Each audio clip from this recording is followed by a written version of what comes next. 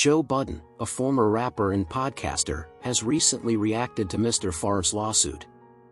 Budden, who is known for his outspokenness and opinions on various topics, has shared his thoughts on the matter through his podcast, the Joe Budden Podcast.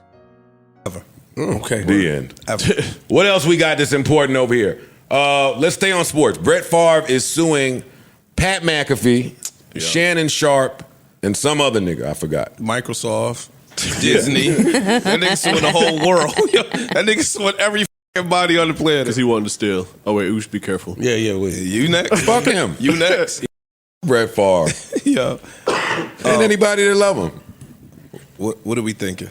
What did he say? What did Shannon Sharpe? He's suing for defamation. Yeah. He's suing for defamation. Okay. Defamation. People called him out on his alleged stealing. on the alleged stealing. The alleged stealing. Okay. Yeah, I ain't getting sued. I'm gonna say alleged. That nigga stole. Allegedly. Why you put it looked like that nigga was stealing. Yo, that nigga stole. I mean, might have happened. He might have been stealing. I don't know. Poquito. Yeah. Oh man, speaking of stealing, this one hurt my heart, but it really didn't.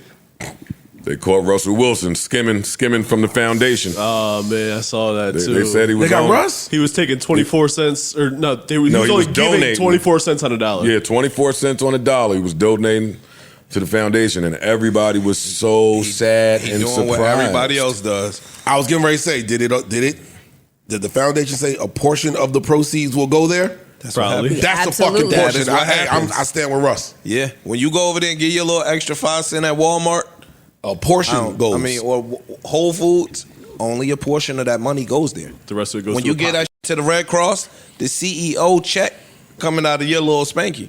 Well, what they're saying is right.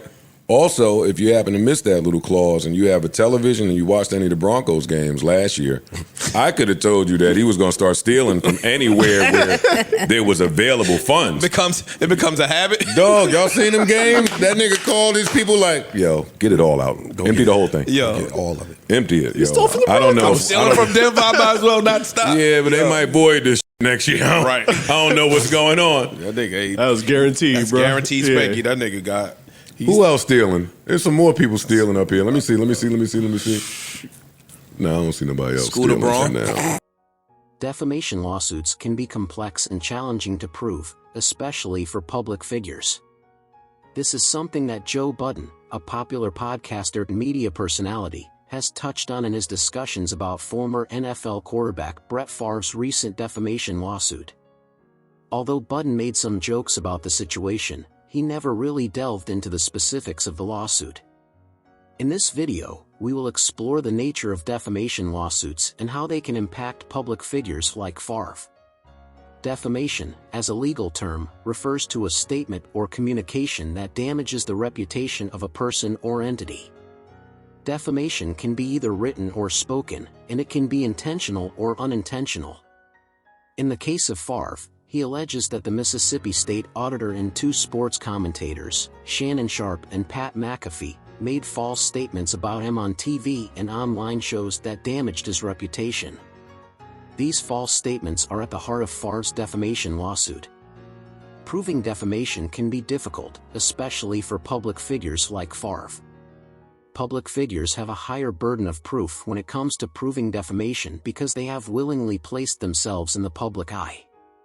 To prove defamation, a plaintiff must show that the statement made about them was false, that the statement caused harm to their reputation, and that the statement was made with malicious intent or negligence.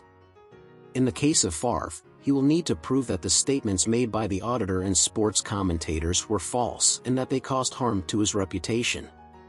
This may be difficult to prove, especially if the statements made were based on factual information. Additionally, Favre will need to show that the statements were made with malicious intent or negligence, which can also be challenging. One of the key issues with defamation lawsuits is that they can stifle free speech. The ability to criticize public figures is an important aspect of a free and open society, and defamation lawsuits can be used to silence critics. Budden has touched on this issue in his discussions about Favre's lawsuit, highlighting the importance of free speech and the ability to criticize public figures without fear of being sued for defamation. Another issue with defamation lawsuits is that they can be costly and time-consuming. Even if a plaintiff is successful in proving defamation, the damages awarded may not be enough to cover the costs of legal fees and lost time. This is another factor that Favre will need to consider as he moves forward with his lawsuit. Ultimately, defamation lawsuits can be a double-edged sword for public figures like Favre. On one hand, they can help protect their reputation and hold those who make false statements accountable. On the other hand, they can stifle free speech and be costly and time-consuming. It's important for public figures to weigh the pros and cons of pursuing a defamation lawsuit and to carefully consider whether it's worth the time and expense. In conclusion, defamation lawsuits like the one filed by Brett Favre against the Mississippi State Auditor and 2 sports commentators can be complex and challenging. Joe Budden's discussions on the topic highlight the importance of free speech and the challenges that public figures face when trying to prove defamation. As this lawsuit moves forward, it will be interesting to see how it plays out and what impact it may have on future defamation cases involving public figures.